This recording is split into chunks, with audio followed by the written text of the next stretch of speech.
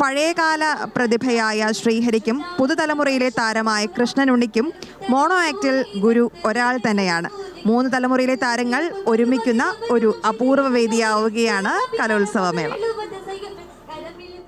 മകൻ കൃഷ്ണനുണ്ണി 64ാമത് സംസ്ഥാന സ്കൂൾ കലോത്സവത്തിലെ മിന്നുന്ന താരം. അച്ഛൻ ശ്രീഹരി 30 വർഷം മുൻപ് കലോത്സവത്തിലെ പ്രതിഭയായിരുന്നു. ഇവരുടെ 2 പേരുടെയും ഗുരുനാഥനായ ശശികുമാർ. ഇവർ 3 പേരും ഒരുമിച്ചെത്തിയിരിക്കുകയാണ് തൃശ്ശൂരിൽ.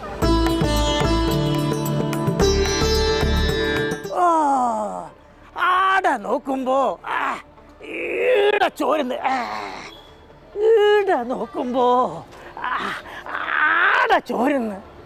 ഈ ചോർച്ച കൊണ്ട് ഒരു രക്ഷയില്ല.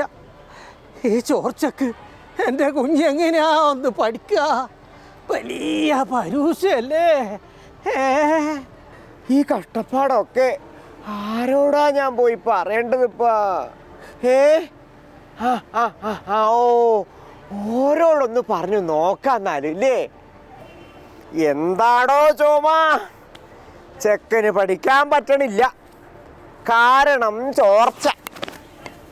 നാട്ടിലെമ്പാടും ചോർച്ച. ഇക്കുറി നിന്റെ വോട്ടിന് ചോർന്നിനാ? ആദ്യം അച്ചോർച്ചയുടെ ചർച്ച കഴിയട്ടെ, എന്നിട്ടാവാം ചോമന്റെ കൂരയുടെ ചോർച്ച. ചോമനിപ്പോ പോ.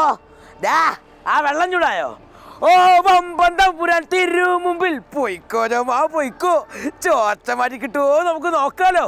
30 വർഷങ്ങൾക്ക് മുമ്പ് 1996 സംസ്ഥാന സ്കൂൾ കലോത്സവത്തിൽ കലാപ്രതിഭയായിട്ടുണ്ടായിരുന്നു. കോട്ടയത്ത് വെച്ച് നടന്ന സ്കൂൾ കലോത്സവം. ഇന്നിപ്പോൾ ഒരു അച്ഛൻ ആയിട്ടാണ് ഞാൻ കലോത്സവ നഗരിയിൽ വന്നിട്ടുള്ളത്, മകനെയും കൊണ്ട്. കലോത്സവ നഗരിയിൽ ഇന്ന് നിൽക്കുമ്പോൾ 30 വർഷം മുമ്പുള്ള ഓർമ്മകളിലേക്ക് പോവുകയാണ്.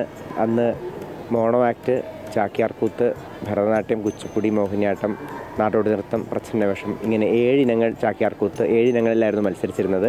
അങ്ങനെ 50 പോയിൻറ്റോട് കൂടിയിട്ടാണ് കലാപ്രതിഭയായത്. ഇന്ന് മോൻ ചാക്യാർകൂത്തിലും മോണോ ആക്ടിലും മിമിക്രിയിലും ഹൈസ്കൂൾ വിഭാഗം ബോയ്സിൻ്റെ വിഭാഗത്തിൽ 3 ഇനങ്ങളിലും എ ഗ്രേഡ് നേടിയിട്ടുണ്ട്. എൻ്റെ പേര് KP ശശികുമാർ. 34 വർഷമായി ഈ കലോത്സവവുമായി ബന്ധപ്പെട്ട് പ്രവർത്തിക്കുന്നുണ്ട്. ഗുരുവായിട്ടാണ് പങ്കെടുക്കുന്നത്. ഒരാൾ ശിഷ്യനിലേക്കും ശിഷ്യൻ്റെ മകനിലേക്കൊക്കെ ഒരു ഗുരുവിനെത്താൻ കഴിയുന്നത് ഒരു ദൈവ അല്ലെങ്കിൽ ഒരു നിയോഗമായിട്ട് ഞാൻ കരുതുന്നു. അച്ഛനും മകനും വലിയ വ്യത്യാസമുണ്ട്. അച്ഛൻ എന്ന് പറഞ്ഞാൽ പഴയ തലമുറയാണ്. അപ്പോൾ അധ്യാപകൻ എന്ന് പറയുന്നത് വളരെ ഒരു ഗുരുതുല്യനായിട്ട് നമ്മൾക്ക് തന്നെ ഇപ്പോഴും ശ്രീഹരി എന്നോട് പെരുമാറുന്നത് വളരെ ഒബീഡിയൻ്റ് ആയിട്ടുള്ള ഒരു ആളായിട്ടാണ്. ശിഷ്യൻ അങ്ങനെ, അത് പുതുതലമുറയുടെ ഒരു റെപ്രസെൻറ്റേറ്റീവാണ്. അപ്പോൾ അതിൻ്റെ ഒരു ഈസിനെസ് ശിഷ്യനിലുണ്ടാവും. അച്ഛൻ ചെയ്ത കലാരൂപം തന്നെയാണ് ഏകദേശം. പിന്നെ ഒരു കാര്യം എക്സ്ട്രാ വരുന്ന മിമിക്രിയാണ്. അച്ഛൻ മിമിക്രി ചെയ്തിരുന്നില്ല. അഭിനയം എനിക്കിഷ്ടമാണ്. പിന്നെ ഡോക്ടർ ആവാനാണ് ആഗ്രഹം.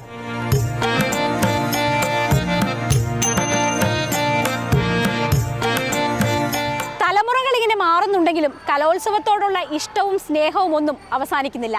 അതിങ്ങനെ കൈമാറി വരികയാണ്. കലോത്സവ വേദിയിൽ നിന്നും ക്യാമറാമാൻ CS ബൈജുവിനൊപ്പം AT അശ്വതി, അമൃത ന്യൂസ്.